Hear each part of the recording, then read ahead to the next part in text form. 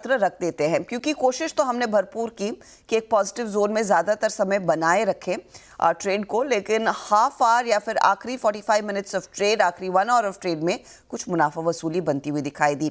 पिछला सत्र 23,867 का हाई दरअसल निफ्टी ने आपको दिखाया, लेकिन फाइनल क्लोज जो आया वो आपकी स्क्रीन पर है 23,727 का। यही स्थिति निफ्टी बैंक के लिए भी बनती हुई दिखाई दी, जहां पर 51,382 का हाई इसने ज़रूर छुआ था दिन के दौरान, लेकिन निफ्टी बैंक ज़्यादा वॉलेटाइल था बनस्पत निफ्टी की चाल जो 80% of the session positive territory में था। तो वीरू, जहां पर ग्लोबल मार्केट्स में सांता रैली की बात हो रही है, गुड मॉर्निंग, बताइए भारतीय बाजारों के लिए आप इस डेटा पॉइंट को अब कैसे पढ़ें, जहां पर पिछले सत्र में ऑफ कोर्स थोड़ी कोशिश हमने की कि ज़्यादातर समय हम पॉजिटिव टेरिटरी में बिताएं। Good morning Harshita. देखिए हर्षिता, अभी भले ही कुछ आप कह रही हो कि एफआई छुट्टी पे हैं, लेकिन जितने भी मौजूद हैं इक्का दुक्का वो बेचने में कोई कमी नहीं छोड़ रहे हैं। लास्ट सेशन में भी उन्होंने काफ़ी सेलिंग करी है, 2,500 करोड़ रुपए का आंकड़ा है। लास्ट सेशन में मेरी अप्रोच यही थी कि निफ्टी एक रेंज में परसिस्ट करेगा, और वो रेंज है करीब करीब 23,867 और 67 ही हाई था हर्षिता, और नीचे 23,678। निफ्टी उसी रेंज में रहा।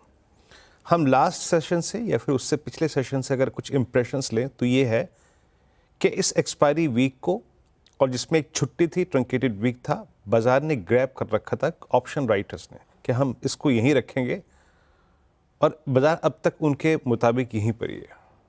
ठीक, रेंज में है, ऑप्शन राइटर्स ने ग्रैब कर रखा है। ये रेंज ऑप्शन राइटर्स को बिलोंग करती है। अब हम कैसे बाहर निकलेंगे, आइए उस पर बात करते हैं। पहले आपकी स्क्रीन पे आते हैं इंस्टीट्यूशनल फिगर्स हर्षिता, और इंस्टीट्यूशनल फिगर्स में 2454 करोड़ रुपए की एफआईएस की सेलिंग, 2819 करोड़ रुपए का डीआईएस का बाय, पर एफआईएस ने इंडेक्स फ्यूचर्स 1008 करोड़ रुपए का बेचा पिछले सेशन में, और करीब 43,000 कॉन्ट्रैक्ट लॉन्ग काटे, 28,000 कॉन्ट्रैक्ट शॉर्ट काटे, और स्टॉक फ्यूचर्स करीब करीब 1968 करोड़ रुपए का उन्होंने बाय किया। यहाँ पे करीब 39,000 कॉन्ट्रैक्ट उनके लॉन्ग थे। लेकिन मोटे तौर पे हर्षिता उनके नेट शॉर्ट में उन्होंने कैपिटलाइज किया है, और करीब करीब 1,73,000 कॉन्ट्रैक्ट नेट शॉर्ट है, यानी करीब 2.25 लाख शॉर्ट पहुंच गए हैं। इस शॉर्ट में अभी तक कोई कमी नहीं है, और वो शॉर्ट्स पे कैपिटलाइज कर रहे हैं, लॉन्ग ज़्यादा काट रहे हैं। तो यक्ष प्रश्न यही होगा कि ये कवरिंग कब आएगी। ये जब कवरिंग आएगी तभी हम इस क्लस्टर से बाहर निकलेंगे, और जब तक नहीं है तब तक आप रेंज को रिस्पेक्ट कीजिए। लेवल्स लेके आता हूँ स्क्रीन पे। पहले लेके आइए आप निफ्टी के ऑप्शंस के स्टैट्स। 23,800 पे, 900 पे और 24,000 पे कॉल कंसंट्रेशन ज़्यादा है, और यहाँ पे करीब करीब 2.25 करोड़ कॉल आ गई इस 200 पॉइंट के दायरे में। और नीचे इक्वल आउटस्टैंडिंग वाई 23,800 की पुट, यानी समझ लीजिएगा कि 23,800 पे कॉल पुट कंसंट्रेशन लगभग सिमिलर हो गया है, और नीचे पुट राइटर्स कहीं बहुत कंफर्टेबली प्लेस्ड हैं, तो वह है करीब 23,600 और 500 की जोन।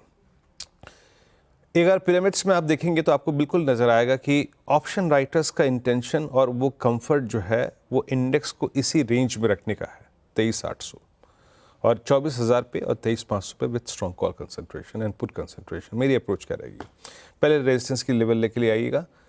जब तक RS1 मतलब जो क्लस्टर हमने ऑप्शन राइटर्स से और इनिशियल ऑप्शन राइटर्स से अडॉप्ट किया है, मांगा है, पूछा है, वो यही है 23,816, 868। ये वो क्लस्टर है जिसको पार करना as of now as per the stats मुश्किल लग रहा है।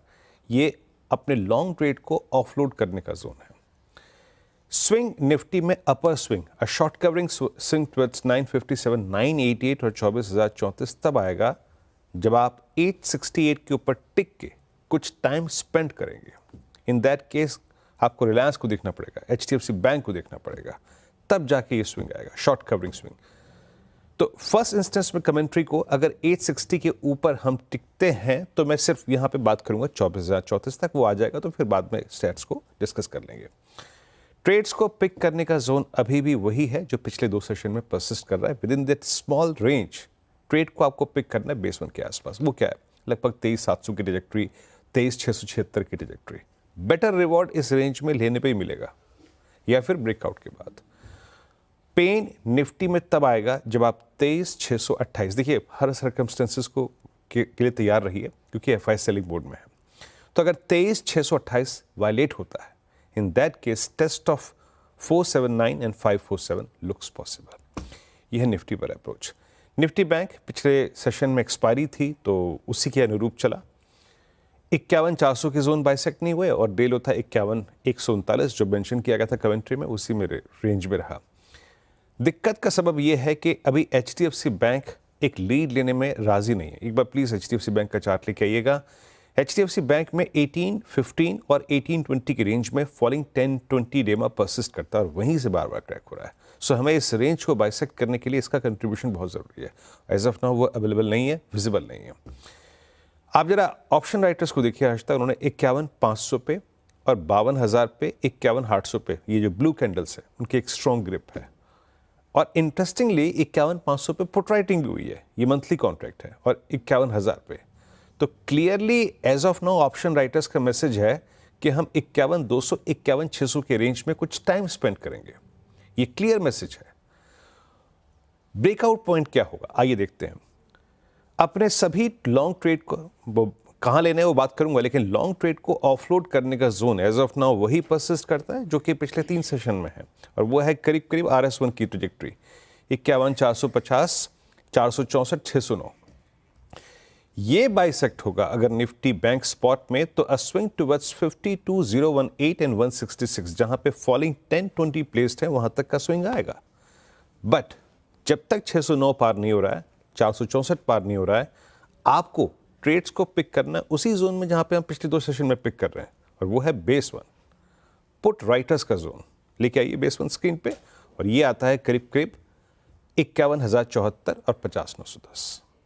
और एक और बात, लास्ट थिंग, 9-10 का वायलेट होना और उसके नीचे सस्टेन करना स्कोप खोल देगा 50,414 के, जहां पे 200 डेमा परसिस्ट करता है और वो अब तक टेस्ट नहीं हुआ है।